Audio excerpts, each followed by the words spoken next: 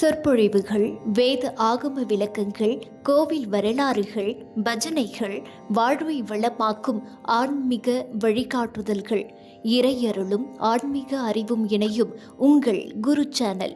இப்போதே சப்ஸ்கிரைப் செய்யுங்கள். வீரரா செல்வம் போல் சேர்க்கவே என் ஆசாம் வீரராக இருக்க புகழ். வணக்கம். சாவை வென்ற சனாதனம் வரிசையிலே இன்று நவக்கிரகங்கள் பற்றி பார்க்க இருக்கிறோம். நவக்கிரகங்களை பற்றி 1/4 மணி 1/2 மணியில் பேச முடியாது. அதை பேசுகிறதுக்கு நாள் கணக்கில் வேணும். அது நவக்கிரகங்களுடைய தன்மை என்ன, அது என்ன அப்படின்னு நான் இப்போ ஊடுருவி பேசலை. இந்து மதத்திலே நவக்கிரகங்களுடைய பங்கு என்ன,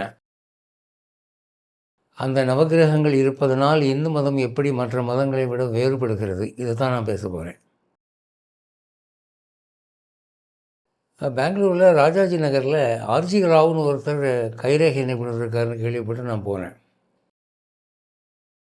அவர் என் கையை பார்த்துட்டு, நீங்கள் தனுசு லக்னம், உங்கள் லக்னாதிபதி மீனத்தில் இருக்கிறான் அப்படின்னு சொன்னார். நான் ஜாதகத்தை கொடுக்கல அவருக்கு, நான் சொல்லவும் இல்லை, அவராக சொன்னார். அப்போ நான் கேட்டேன், அது எப்படி கையை பார்த்து ஜாதகத்தை சொல்கிறீங்க அப்படின்னு கேட்டேன். அவர் நல்ல மனசு உள்ளாடு. உடனே அதை என் கையை பிடிச்சி, இங்கே பாருங்கள், உங்கள் ஹாட்லைன் இப்படி இருக்குது, இப்படி இருந்தால் தனுசு லக்னம்னு அர்த்தம். அந்த ஆள்காட்டி விரலுக்கு கீழே பின்பக்கத்தில் ஒரு மீன் மாதிரி இருக்குது பார்த்தீங்களா, அப்படி இருந்தால் மீனத்தில் வியாழன் உட்காந்துருக்கான்னு அர்த்தம்.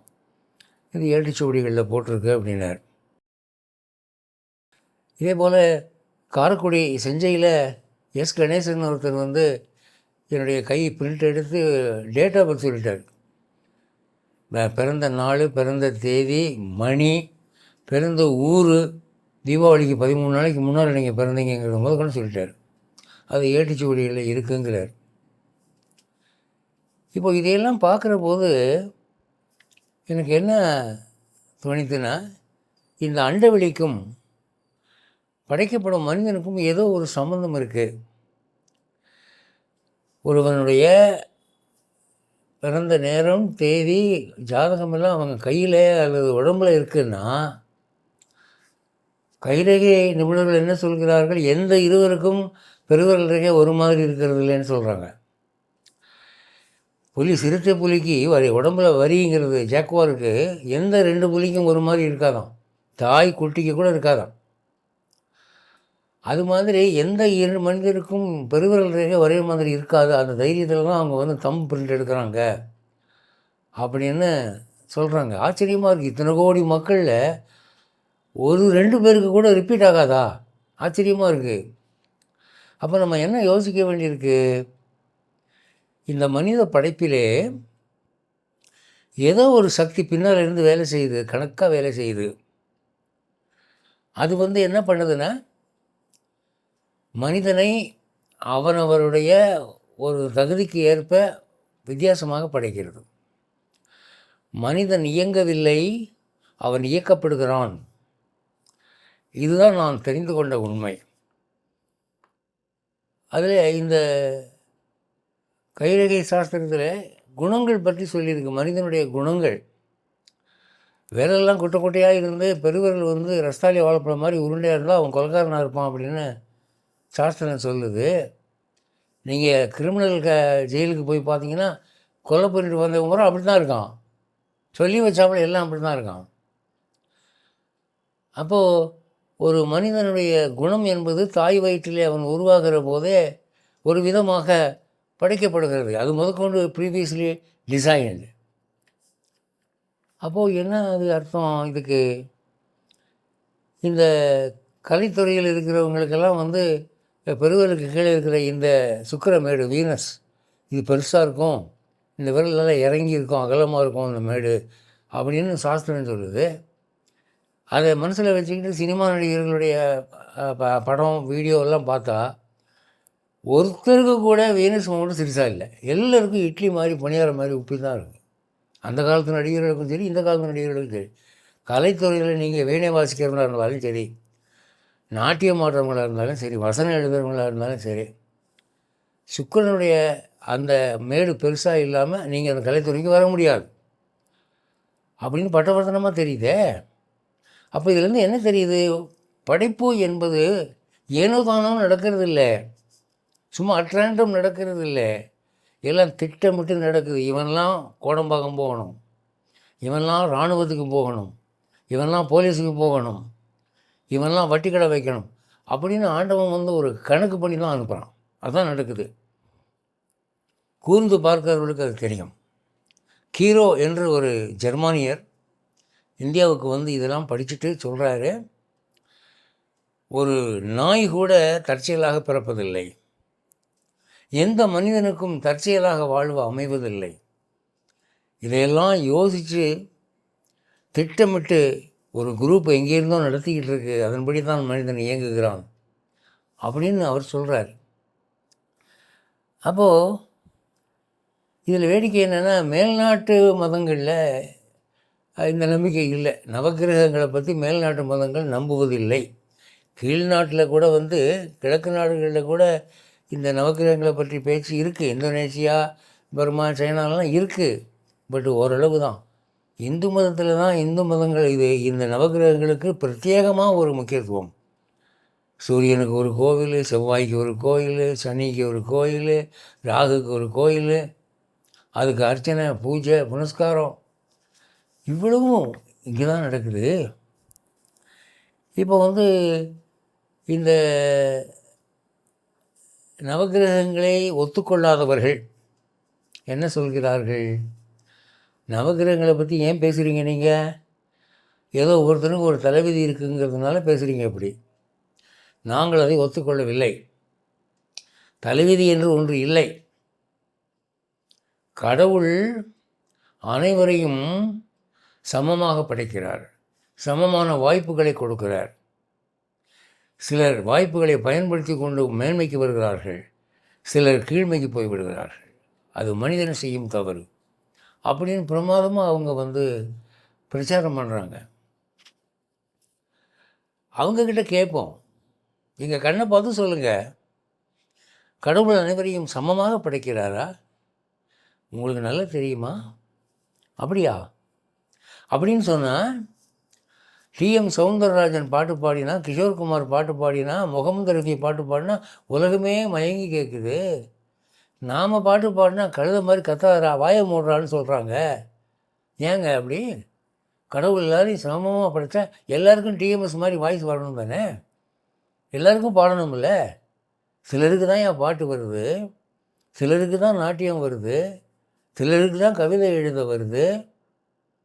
ஒவ்வொருத்தருக்கும் ஒவ்வொரு விதமான திறமைகள் இருக்கின்றன. கடவுள் சமமாக படைக்கவில்லை. சிலர் பணக்கார வீட்டில் படைக்கிறார், பிறக்கும்போதே அவன் வந்து தங்க ஸ்பூனில் தங்க தட்டில் சாப்பிட்டு வளர்கிறான். சிலர் வந்து ரோட்டில் சாக்கடையில் இருக்கிற தண்ணியை குடிச்சிட்டு வளர்கிறான். மனிதர்கள் பார்க்கத்தானே செய்கிறோம் நம்ம. சிலர் பிறவியில் ஆஜானுபாகவாக இருக்கிறார்கள், சிலர் பிறவியில் நொண்டியாக பிறக்கிறார்கள், சிலர் பிறவியிலேயே கிறுக்காக பிறந்து சாகிற வரை கிறுக்காக இருந்து செத்து போகிறார்கள். கடவுள் சமமாக படைக்கிறாரு. சிலர் பிறவியிலேயே குருடர்களாக இருக்கிறார்கள், பிறவி ஊமைகள் இருக்கிறார்கள். இவங்களும் கடவுளுடைய படைப்பு தானே.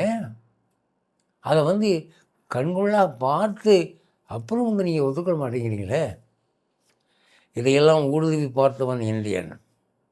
ஆமாம், அதான் சொல்கிறான், சிருஷ்டி என்பது சமம் அல்ல, கடவுள் சமமாக படைக்கவில்லை.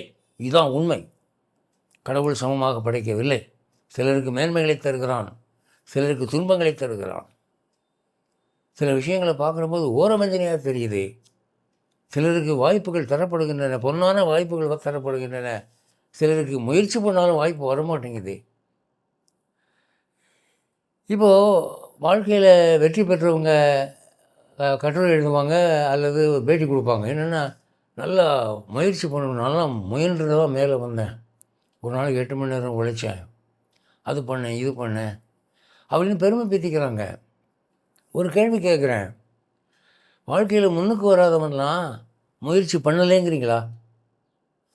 எல்லோரும் சமமாக தான் சார் முயற்சி பண்ணுறாங்க, எல்லோரும் சமமாக தான் சார் ஒர்க் பண்ணுறாங்க. சிலருக்கு வெற்றி வருது, சிலருக்கு வர மாட்டேங்குது. ஒரு கடை வீதியில் 10 கடை வைக்கிறான், ஒரு கடை நல்லா ஓடுது, ஒரு கடை ஓட மாட்டேங்குது. சரக்கெல்லாம் ஒன்று தான். அதுக்கு என்ன சொல்கிறீங்க நீங்கள்? அப்போது வெற்றி தோல்விகள் என்பது முயற்சியில் இல்லை, அது சிலருக்கு விதிக்கப்பட்டபடி நடக்கிறது. இந்த பிறவி ஊனங்கள், பிறவி அமானுஷ்ய திறமைகள், சிலர் வந்து பிரமாதமாக நடிக்கிறான், சிலருக்கு குரலே சும்மா கம்பீரமாக இருக்குது, சிலர் பேசினா கீச்சு கீச்சுன்னு இருக்குது, சிலர் வந்து யானை மாதிரி நடக்கிறான், சிலர் காளை மாதிரி நடக்கிறான், சிலர் கோழி மாதிரி நடக்கிறான், சிலர் காக்கா மாதிரி நடக்கிறான். இது எல்லாத்துக்கும் அர்த்தம் இருக்குதுன்னு சாஸ்திரம் சொல்லுது. இப்படி நடந்தால் அது இந்த குணத்தை காட்டும். நிற்கும்போது சில பேர் ஒரு காலை ஆட்டிக்கிட்டே நிற்பாங்க, சில பேர் வந்து கையில் எதாவது நோண்டிக்கிட்டே நிற்பாங்க. இது எல்லாத்துக்கும் அர்த்தம் இருக்குது சார். தற்செயலாக எதுவுமே நடக்கிறது இல்லை. மேனரிசம்ஸ்ன்னு சொல்கிறாங்களே, அது எதனால் வருது? அதுக்கு ஒரு அடிப்படை காரணம் இருக்குது. இதையெல்லாம் ஊடுருவி பார்த்தவர்கள் தான் இந்திய ரிஷிகள். நீங்கள் தஞ்சாவூர் சரபோஜி மஹாலுக்கு போங்க, அங்கே ஏடுகள் நமக்கு பார்வைக்கு வச்சுருக்கிறாங்க. அதை முகம் வந்து ஏறக்குறைய போன மாதிரி இருக்கும், சில பேருக்கு முகம் ஏறக்குறைய சில பேருக்கு சிங்கம் மாதிரி இருக்கும். அவன் வாழ்க்கை இப்படி இருக்கும் இப்படி இருக்கும்னு எழுதப்பட்டிருக்கு. இது ஓப்பன் ஃபார் ஆல், எல்லோரும் படிக்கலாம். அது லட்சக்கணக்கான பேர் படித்துவிட்டு யாரும் அதை ஒரு எதிர்மறையாக விமர்சிக்கவில்லை இன்று வரை. அப்போ வந்து எதுவுமே சமுதாயத்தில் தற்செயலாக நடக்கிறது இல்லை. எல்லா நிகழ்வுகளும் எல்லாமே வந்து ஒரு காரணம் பற்றி நடக்கின்றன. Nothing happens by an accident, ப்ரீ பிளான்டாக இருக்குது. இதை வந்து நமக்கு உணர்த்துறதுக்காகத்தான் பெரியவங்க நவகிரகங்கிற டாக்டரினை கொண்டு வந்தாங்க. இப்போது மொட்டையாக வந்து கடவுள் செய்கிறார் கடவுள் செய்கிறார்னு சொன்னால் நாம் அதை வந்து லேசாக விட்டுருவோம். அப்படி இல்லை. விதியை நிர்ணயிப்பதற்கென்று ஸ்பெஷல் ஆஃபீஸர்ஸ் இருக்கிறாங்க, அவர்கள் தான் நவகிரகங்கள். இப்போ கவர்மெண்ட் எடுத்துக்கிட்டிங்கன்னா ரோடு போடுறதுக்குன்னு பிடபிள்யூடி இருக்குது. அதே மாதிரி இமயமலையை பாதுகாக்கிறதுக்கு இராணுவத்தினர் இருக்கிறார்கள். உடல் வியாதியை கவனிப்பதற்கு மருத்துவர்கள் இருக்கிறார்கள். அப்போ தனித்தனி டிபார்ட்மெண்ட் தனித்தனியாக இயங்குது. அந்தந்த டிபார்ட்மெண்ட்டுக்கு ஹெட் இருக்கிறாங்க, அவங்க தான் அதை நடத்துகிறாங்க. ஒரு கம்ப்ளைண்ட் நீங்கள் கொடுக்க போனீங்கன்னா, எங்கள் வீதியில் பைப்பில் தண்ணி வரல அப்படிங்கிற கம்ப்ளைண்ட்டை நீங்கள் போலீஸ் ஸ்டேஷனில் கொண்டு கொடுங்க. அவர் எஸ்ஐ என்ன சொல்லுவார், ஏன்டா வந்து கொடுக்குற, அதை பிடபிள்யூடியில் வாட்டர் டிபார்ட்மெண்ட் போய் கொடு அப்படிம்பாங்க. அதுக்கு தனி டிபார்ட்மெண்ட் இருக்குது. அது மாதிரி மனிதனுடைய விதியை நிர்ணயிப்பதற்கு என்று ஏற்படுத்தப்பட்ட அதிகாரிகள் தான் நவகிரகங்கள். அந்த நவகிரகங்களை பற்றி மனிதர்கள் தெரிந்து கொள்ள வேண்டும். அப்போ தான் அவன் விதியை பற்றி அவனுக்கு பயம் இருக்கும். அப்போ தான் கர்மான்னு ஒன்று இருக்குது, நம்ம இஷ்டப்படி வாழ முடியாது அப்படிங்கிற ஒரு அச்சம் அவனுக்கு ஏற்படுங்கிறதுக்காக நவகிரகங்களை பற்றி சொல்லி வைத்தார்கள். அதில் சூரியன், சந்திரன், செவ்வாய், புதன், வியாழன், சுக்கிரன், சனி இருக்கட்டும், ராகு கேதுன்னு 2 கண்ணுக்கு தெரியாத நிழல் கிரகங்கள் இருக்குதுன்னு வேற சொல்லி வச்சாங்க. ராகு கொடுத்து கெடுப்பானா, கேது கெடுத்து கொடுப்பானா, ஜோசியரை போய் கேளுங்க, அவங்க சொல்லுவாங்க. அப்போ என்னென்னவோ எழுதப்பட்டிருக்கு. அதுக்கு ஜோசியத்துக்கு எவ்வளோ புத்தகம், நீங்கள் சம்ஸ்கிருதத்தில் பார்க்கணுமே, இந்த ரோம் நிறையா இருக்கும், அவ்வளோ புத்தகங்கள் இருக்குது ஜோதிடத்துக்கு. ஏன் தமிழில் சித்தர்கள் எவ்வளோ நூல் எழுதி வச்சுருக்குறாங்க. இதெல்லாம் எதுக்காக எழுதி வச்சாங்க? இந்த உலகத்திலே ஒரு மனுஷன் உடம்புல கொசு உக்காருதுன்னா அதில் ஒரு காரணம் இருக்குது. ஒரு மகானுடைய உடம்புல ஒரு கொசு உக்காருது, அவர் தட்டி விடுறாரு, அது செத்து போகுது அப்படின்னு சொன்னால் அந்த கொசுவுக்கு அடுத்த ஜென்மம் உயர்ந்த ஜென்மம் ஒரு மகானுடைய உடம்புல போய் சம்மந்தப்பட்டது என்ற காரணத்துக்காக என்று சொல்லப்படுகிறது. அப்போது எல்லா கொசுவும் எல்லோரும் மேலேயும் உக்காடுறதில்லை, எல்லா ஈயும் எல்லோரும் மேலேயும் உக்காடுறதில்லை. அதுக்கு ஒரு கணக்கு வச்சுருக்கிறான். எறும்பு கடிக்கிறது முதற்கொண்டு ஒரு கணக்கு வச்சுருக்கான். அதையெல்லாம் யார் பார்க்குறது? Who is to manage all these things? இந்த அட்மினிஸ்ட்ரேஷனை பார்க்குறது தான் அந்த 9 கிரகங்கள். சில பேர் சொல்கிறாங்க கெட்ட கிரகம், சில பேர் சொல்கிறாங்க நல்ல கிரகம். அதெல்லாம் கிடையாது. எல்லா கிரகமும் நல்ல கிரகம் தான், எல்லா கிரகமும் நல்ல கிரகம் தான். இப்போ வந்து கன்னியா லக்னம் இருக்குது, கன்னியா லக்னத்தில் பிறந்தவனுக்கு சூரியன் வந்து 12ஆம் இடத்துக்குரியவன் ஆகிடுவான். அவனுங்களுக்கு நஷ்டஸ்தானம், அது கெட்ட கிரகம். சூரியன் அவங்களுக்கு கெட்டது பண்ணுவான். ஆனால் அதே சமயத்தில் அது வந்து எத்தனையோ பேருக்கு சூரியன் நல்லது பண்ண, சிம்ம லக்னத்துக்கு சூரியன் லக்னாதிபதி, அவன் நல்லது பண்ணுவான். அப்போ ஒருவனுக்கு நல்லது செய்யக்கூடிய கிரகம் ஒருவனுக்கு கெட்டது செய்யும். அந்த கிரகம் நல்ல கிரகமும் இல்லை கெட்ட கிரகமும் இல்லை, அவன் பண்ண கர்மாவுக்கு ஏற்ப அவனுக்கு பலன் தரப்படுகிறது. அவ்வளோதான் விஷயம். இந்த நவகிரகங்களை பற்றிய அறிவு நமக்கு வேண்டும் என்பதற்காகத்தான் நம்ம நாட்டில் நவகிரகங்களை பற்றி அவ்வளோ பேச்சு வந்தது. நவகிரகங்களும் தேவர்களும், நவகிரகங்களும் முனிவர்களும் என்று கதைகள் எடுத்துக்கொண்டால் எவ்வளோ கதை இருக்குது புராணத்தில். அப்போ நவகிரகங்களை வந்து எப்படி தேவேந்திரன் தேவர்களுக்கு தலைவனோ அது மாதிரி நவகிரகங்களும் அவங்க நிறைய சம்பவங்களில் ஈடுபட்டிருக்காங்க. ஒன்றுமில்ல, ராவணனுடைய வாழ்க்கையில் அவன் இந்திரஜித் பிறக்கிற போது அவனுக்கு நல்ல ஜாதகம் அமையணும்னு சொல்லி அத்தனை பேரையும் வந்து 11ஆம் இடத்துல கட்டி வச்சான். சனி வந்து 12 கால் நீட்டினான், அதனால் அவன் காலையுமே வெட்டினான், அதனால் சனிக்கு நொண்டின்னு பேர். இப்படியெல்லாம் ஒரு கதை வருது ராமாயணத்தில். அப்போது நவகிரகங்களுக்கு இவ்வளவு முக்கியத்துவம் உலகத்தில் எந்த மதத்துலையும் இல்லை. இங்கே 33 கோடி தேவர்களிலே அங்கங்களாக அவர்கள் கருதப்படுகிறார்கள். ஒருவன் ஞானியாக இருக்கிறான்னா அவனுக்கு ஞானத்துக்கு காரணம் வியாழன். அவனுக்கு ஸ்ட்ராங்காக இருப்பான். 4ஆம் இடத்துல வியாழன் இருக்கும் அவனுக்கு. வியாழனும் சனியும் ஒன்று சேர்ந்துட்டா சன்னியாசி யோகம், அவன் ஞானத்தை கரைகண்டு விடுவான் என்று சொல்கிறார்கள். அப்போ இதுக்கெல்லாம் வந்து பாஸ்போர்ட் கொடுக்குறதுக்கு ஒரு ஆஃபீஸர் இருக்கிற மாதிரி அவன் பண்ண புண்ணியத்துக்கு ஏற்ப ஞானத்தை கொடுக்கறதுக்குன்னு ஒரு கிரகம், ஒருவனை தீவனாக போடுறதுக்குன்னு ஒரு கிரகம் என்று 9 கிரகங்கள் உழைத்து உழைத்து கழித்து விடுகின்றன. அப்படி தானே உலகம் இயங்குது. அப்போது அதை நம்ம பார்க்குற போது நம்ம என்ன உணர்கிறோம்? கிரகங்கள் முக்கியமாக நம்ம கர்மா முக்கியமாக? தவறுதலாக மக்கள் என்ன நினைக்கிறாங்க? கிரகங்கள் தான் முக்கியம்னு நினைக்கிறாங்க. இப்போ நமக்கு சனி தசை நடக்குது, 10ல் சனி, தொழில் ஒன்றும் உருப்பட மாட்டேங்குது, போய் சனி காலில் விழுந்து அழுங்கன்னு சொல்லி திருநள்ளாறில் போய் சுற்றிக்கிட்டு இருக்காங்க. ஆனால் அதே சனி சிலருக்கு அள்ளி கொடுக்குறானே, காரணம் என்ன? அவன் மச்சானா? அவன் இல்லை, இவன் பண்ண கர்மாவுக்கு இப்படி நடக்குது, அவன் பண்ண கர்மாவுக்கு அப்படி நடக்குது. கிரகங்கள் முக்கியம் இல்லை, நாம் பண்ணின கர்மா தான் முக்கியம்.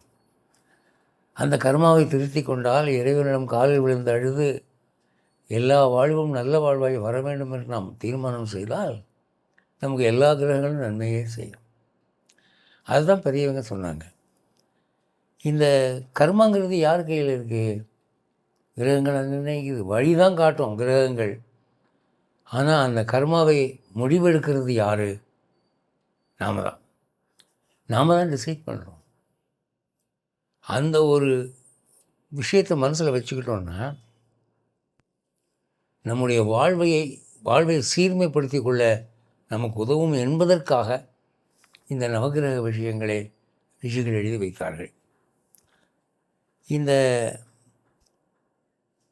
கிரக நம்பிக்கை, நவகிரகங்கள் இருக்குதுங்கிற நம்பிக்கையினால் என்ன நன்மை அப்படின்னா, எவ்வளோ கஷ்டம் வந்தாலும் ஒரு இந்து நாத்திகனாக மாற மாட்டான். அவன் என்ன சொல்லுவான்? எனக்கு நேரம் சரியில்லைங்க, திசாபுக்தி சரியில்லை, பஞ்சு வைக்க போனால் காற்று அடிக்குது, உப்பு வைக்க போனால் மழை பெய்யுது, என்ன பண்ணுறது? என் நேரம் ஜோசியர் சொல்லிட்டாரு, அடுத்து 10 வருஷம் நீ நார போராடன்னு சொல்லிட்டாரு. அதான் நடந்துகிட்டு இருக்கு. ரோட்டில் நான் பாட்டுக்கு போயிட்டு இருக்கேன், அங்கே இருக்கிற ஓடி வந்து வம்புக்கு இருக்கிறான். என்ன நீ ஜோசியர் சொன்னார், நீ பாட்டுக்கு போய்கிட்டு இருப்பா, உடனே கொடுத்தான் தேடி வந்து வம்புழுப்பான். நீ தசாபுக்தி உனக்கு அப்படி இருக்குது, சண்டைக்கு போகாத. அப்படிலாம் வந்து அவங்க அந்த ஜோதிட நம்பிக்கை இருக்கிறதுனால எவ்வளோ கஷ்டம் இருந்தாலும் அவங்க நாத்திகராக மாறுறது இல்லை. மேல்நாட்டில் என்ன ஆச்சு, அவங்களுக்கு இந்த நவகிரக நம்பிக்கை இல்லாததுனால பெரிய பெரிய கஷ்டங்கள் வரும்போது ரொம்ப சுலபமாக நாத்திகத்துக்கு மாறிடுறாங்க, அல்லது வேறு மதத்துக்கு போயிடுறாங்க. அவங்க மத புத்தகங்களில் போட்ட மாதிரி நான் எல்லாம் செஞ்சேன், ஒன்றும் நடக்கலை, அப்போ வந்து ஒன்று கடவுள் இல்லை அல்லது கடவுள் எனக்கு அருள் செய்யலை, 2ல் 1, இனிமேல் நான் வந்து கோயிலுக்கு போக மாட்டேன். அப்படி இன்றைக்கி மேல்நாடுகளில் வாழ்கிற இந்தியர்கள் சொல்கிறார்கள், அங்கே மதம் என்ற ஒன்று இல்லை. இந்தியாவில் வந்து மதம் இல்லாமல் இந்தியா இல்லை. இந்தியாவில் மூலை முடுக்குகள் பட்டி தொட்டியெல்லாம் மதம் புகுந்து விளையாடுகிறது. காற்று எப்படி அங்கெங்கனாதபடி எங்கும் சலிக்கிறதோ, சஞ்சரிக்கிறதோ அதுபோல மதம் என்பது இங்கே ஆண் பெண் ஏழை பணக்காரன் எல்லாருடைய உள்ளத்துக்குள்ளும் ஊடுருவி விளையாடுது. மற்ற நாடுகளில் மதம் தள்ளி வைக்கப்பட்டு விட்டது, மதத்தை ஒதுக்கி வைத்து விட்டு நாம் வாழலாம் என்கிற ஒரு தீர்மானத்துக்கு அவர் வந்திருக்கிறார்கள். பல நாடுகளில் இப்போ ரஷ்யா சீனா மாதிரி நாடுகளில் சிலர் தான் ரொம்ப தெய்வ பக்தி உள்ளவர்களாக இருக்கிறார்கள். பலர் அது இல்லாமலே வாழலாம் போல் இருக்க. டெய்லி இறை வழிபாடு பண்ணுறவனும் தண்ணி குடித்தா தாகம் அடங்குது, 3 வேளை சோறு சாப்பிட்டா பசி நிற்குது, அவனும் உயிர் வாழ்கிறான். கடவுளே இல்லைன்னு சொல்கிறவனும் அவனுக்கும் எல்லாம் நடக்குது, இருக்குன்னு சொல்கிறவனுக்கும் எல்லாம் நடக்குது. அப்போ ஏன் அனாவசியமாக நம்ம கடவுளை கும்பிட்டுக்கிட்டு என்கிற ஒரு முடிவுக்கு வந்து விடுகிறார்கள். அதனால் அங்கே என்ன ஆகுது, ஒழுக்கம் கெட்டு போகுது. ஏன்னா தர்மம்னு ஒன்று இருக்குது, நம்ம பயந்து ஒழுங்காக நடக்கணுங்கிற அச்சம் இருந்தால் தானே அவன் ஒழுக்கமாக இருப்பான். கடவுளே இல்லை தர்மமே இல்லைங்கிற போது இஷ்டப்படி வாழ வேண்டியது தானே. அதில் தான் அங்கே ஒழுங்கின் அதிகமாகுது. ஆனால் இங்கே ஆண்டவன் நம்ம என்ன செஞ்சாலும் பார்த்துக்கிட்டு இருக்கான், நவகிரகங்கள் நம்மளை விடமாட்டாங்க என்கிற ஒரு அச்சம் இருக்கிறதுனால இங்கே நெறி நேர்மை கட்டுப்பாடு ஒழுக்கம் என்பது எல்லை தாண்டாமல் இருக்கிறது. இந்தியாவினுடைய பண்பாட்டு பாரம்பரியம் இன்னமும் நழுவாமல் இருக்கிறது என்று சொன்னால் அதற்கு இந்த விதி நம்பிக்கை, நவக்கிரக நம்பிக்கை அது ஒரு முக்கிய காரணம். இங்கே பார்க்குற மாதிரி நீங்கள் நவகிரகங்களுக்கு முக்கியத்துவம் எந்த நாட்டிலையும் நீங்கள் பார்க்க முடியாது. அப்போது கடவுளுடைய கண்கண்ட பிரதிநிதிகளாக இவர்கள் கருதப்படுகிறார்கள். கடவுள் அடின்னு சொன்னால் போய் அடிக்கிறதுக்கு ஆள் வேணுமில்ல. எஸ்ஐ ஒரு பிசியை பார்த்து அடிடா அப்படின்னு சொன்னால் பிசி தானே போய் அடிக்கிறான், எஸ்ஐ போய் அடிக்கிறது இல்லையே. அது மாதிரி கடவுளுடைய எஸ்ஐன்னு சொன்னால் அவருக்கு பிசியாக இருக்கிறவங்க இந்த நவகிரகங்கள் தான். ஆகவே இந்த நவகிரகங்கள் என்பவை ஒரு தேவையில்லாத நம்பிக்கை என்று பலர் பரிகசிக்கிறார்கள். எத்தனை சாமியை தான் சார் நீங்கள் கும்பிடுவீங்க, 33 கோடி தேவர்கள் பத்தாதா, இதில் முழுமுதற் கடவுள் யார் அப்படிங்கிற சண்டை இன்றைக்கி வரைக்கும் ஓயலை. ஒருத்தன் சிவனுங்கிறான், ஒருத்தன் பிரம்மாங்கிறான், ஒருத்தன் விஷ்ணுங்கிறான். இது பத்தாதுன்னு இவங்க 9 கிரகங்களை வேற கொண்டு வந்துட்டாங்க. சில கோவில்களில் நவகிரகத்துக்கு இருக்கிற கூட்டம் மூலமூர்த்திக்கு இருக்கிறது இல்லை. அப்படி கன்றாவியெல்லாம் நம்ம பார்க்குறோம் அப்படின்னு சொல்லி அவர்கள் பரிகசிக்கிறார்கள். ஆனால் மறைமுகமாக இந்த நவகிரக நம்பிக்கை என்பது நம் நாட்டிலே கலாச்சாரமும் கடவுள் நம்பிக்கையும் மாறாமல் மறையாமல் இருப்பதற்கு உதவுகின்றன. அதை தான் நம்ம பார்க்கணும். நீங்கள் திருநள்ளாறு அப்படிங்கிற அந்த ஒரு ஊர், அங்கே தான் நடமகாராஜாவுக்கு சனி விலகின இடமா. அங்கே பார்த்தீங்கன்னா இந்த சனீஸ்வரனுக்கு விசேஷ பூஜை உற்சவம் நடக்கிற போது கூட்டத்தை பார்க்கணுமே, பஸ்ஸில் இடம் கிடைக்கிறது இல்லை, அவ்வளோ கூட்டம். இப்போ ஒரு வெள்ளக்காரங்க கேட்குறான், இதெல்லாம் ஹூ இஸ் திஸ் சாட்டர்ன், சனின்னா யார் அப்படின்னு அவனை உட்கார வச்சு விளங்க வைக்கிறதுக்குள்ளே வேப்பர் அடிக்க வேண்டியிருக்கு. அவனுக்கு இந்த கான்செப்ட் புரியறது இல்லை. ஆனால் இங்கே 7 நாடு சனினா என்ன அப்படின்னு ஒரு கைவண்டிக்காரன் கேளுங்க, அழகாக லெக்சர் பண்ணுவான்.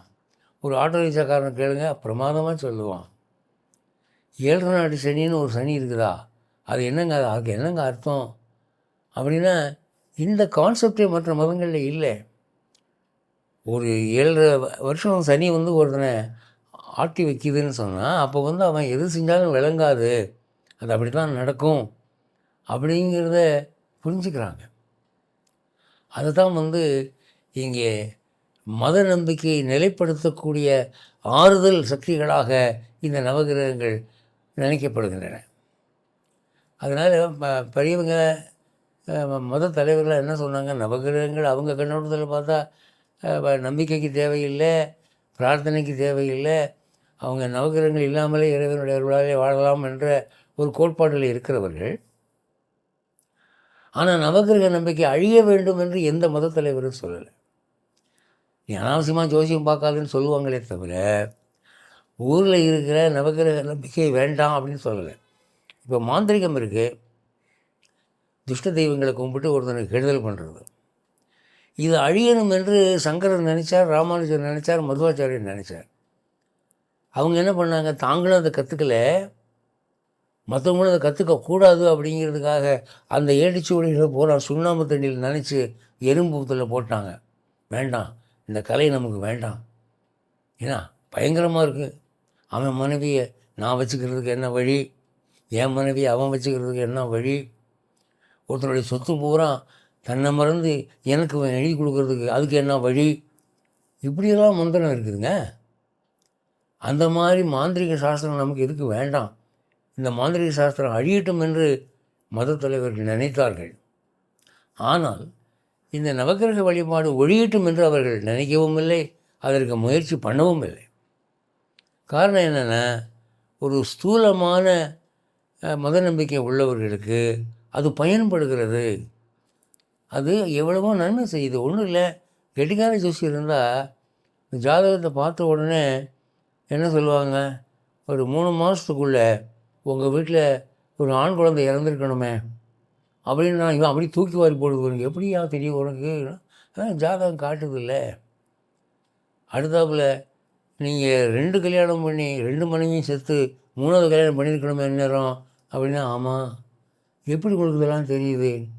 அப்போ இதெல்லாம் பார்க்குற போது அவங்க என்ன நினைக்கிறாங்கன்னா, கர்மா இருக்குது, தலைவிதி இருக்குது, கடவுள் இருக்கார், அதெல்லாம் பொய் இல்லை, எல்லாம் உண்மைதான் அப்படின்னு சொல்லி அவர்கள் தெய்வ நம்பிக்கை உள்ளவராக வாழ்வதற்கு அது வழிவகுக்கிறது. நம்முடைய தமிழ்நாட்டின் முதல்வராக கொஞ்ச நாள் இருந்தார் எம்ஜி ராமச்சந்திரன், நடிகர் எம்ஜி ராமச்சந்திரன். அவர் முதலமைச்சரான உடனே ஒரு அறிக்கை வெளியிட்டார். என்ன அப்படின்னா, நான் 500 ரூபாய்க்கும் 1000 ரூபாய்க்கும் நடிச்சுக்கிட்டு இருந்த காலத்தில் ஒரு நண்பர், அவர் போஸ்ட் ஆஃபீஸை பணிபுரிகிறவர், அவர் என் கையை பார்த்துட்டு அடுத்த வருஷத்துலேருந்து நீ லட்சக்கணக்கில் சம்பாதிப்ப அப்படின்னு சொன்னார். அப்போ நான் நம்பலை. அது மட்டும் இல்லை, நீ இந்த நாட்டு சிம்மாசனத்தில் போய் உட்காருவ அப்படின்னு சொன்னார். அதை நான் லேசாக விட்டுட்டேன். ஆனால் இன்றைக்கி அவர் சொன்னதெல்லாம் நடந்துருச்சு. ஆனால் அவர் எங்கே இருக்கிறாருன்னு தெரியலை. தயவு பண்ணி இந்த செய்தி அவர் காதில் விழும் பட்சத்தில் அவர் என்னை தேடி வரும்படி நான் பணிவோடு கேட்டுக்கொள்கிறேன் அவனும் அறிக்கை வெளியிட்டார். அந்த அறிக்கை அந்த சம்மந்தப்பட்ட போஸ்ட் ஆஃபீஸ் கிளார்க்குக்கு போய் சேர்ந்து அவர் போய் எம்ஜிஆரை பார்த்து கலந்து பேசினதாக எம்ஜிஆரை அறிக்கை வெளியிட்டிருக்கிறார். அப்போது இந்த ஜோதிடம் என்பது எவ்வளவு மட்டத்தில் போய் என்னென்ன வேலை செய்து பாருங்கள். அந்த நம்பிக்கை இருக்கிறதுனால கடவுள் இல்லை என்று சொல்லுகிறவன் கூட சனீஸ்வரன் கோயிலை இடிக்கிறதுக்கு பயப்படுறான். அதுக்கு காரணம் என்ன? மனிதனுடைய வாழ்க்கை என்பது ஒரு அப்பாற்பட்ட சக்தியினாலே ஆட்டி வைக்கப்படுகிறது. அதை ஆட்டக்கூடிய ஒரு பிரதிநிதிகளாக இந்த நவகிரகங்கள் இருக்கிறார்கள் என்பதை அவர்கள் உணர்ந்திருப்பது தான் காரணம். இன்றைக்கி எவ்வளவோ விஞ்ஞானம் வந்துடுச்சு, எவ்வளவோ எல்லாம் மாறிப்போச்சு. அப்படி இருந்தும் கூட லேட்டஸ்ட்டு மாடல் கார் வாங்குறவன் முகூர்த்தம் பார்த்து தான் காரை ஸ்டார்ட் பண்ணுறான். கோவிலுக்கு போய் டயருக்கு முன்னால் எலுமிச்சம்பழத்தை வச்சு நசுக்கி தான் காரை ஓட்டுறான். அப்போது கம்ப்யூட்டர் யுகத்தில் கூட ராக்கெட் வந்துவிட்ட பிறகும் கூட இந்த நவகிரகங்கள் மாறவில்லை. அது பெரியவங்க நமக்கு செய்த ஒரு பெரிய உபகாரம். கடவுளை பற்றி பேசினா அந்த தத்துவ மேதைகள் சொல்லக்கூடிய விஷயங்கள் அது எங்களுக்கு தேவையில்லை என்று ஒதுங்கி விடுவார்கள். ஆனால் நவகிரகத்தை பற்றி பேசினீங்கன்னா உட்காந்து கேட்பார்கள். ஏன்னா அவங்க அன்றாட வாழ்க்கைக்கு அதுக்கு சம்மந்தம் இருக்குது. அவங்க பண்ண போகிற கல்யாணம், அவங்க ஆரம்பிக்க போகிற கடை, பிஸ்னஸ்ஸு எல்லாத்துக்கும் நவகிரகத்துக்கு சம்மந்தம் இருக்குது என்று அவர்கள் இறை அருளை, கர்மா தியரியை, வேத நம்பிக்கையை நவகிரகங்களிடம் பார்க்கிறார்கள். அதனால் இந்த இந்து மதத்தினுடைய தனிச்சிறப்புகள் என்று எடுத்துக்கொண்டால் எத்தனையோ 100 ஆயிரங்கள் இருக்குது. அதில் இது ஒன்று என்று கூறி விடைபெறுகிறேன். மீண்டும் அடுத்த சனிக்கிழமை சந்திப்போம். ஜெய் ஸ்ரீமன் நாராயண்.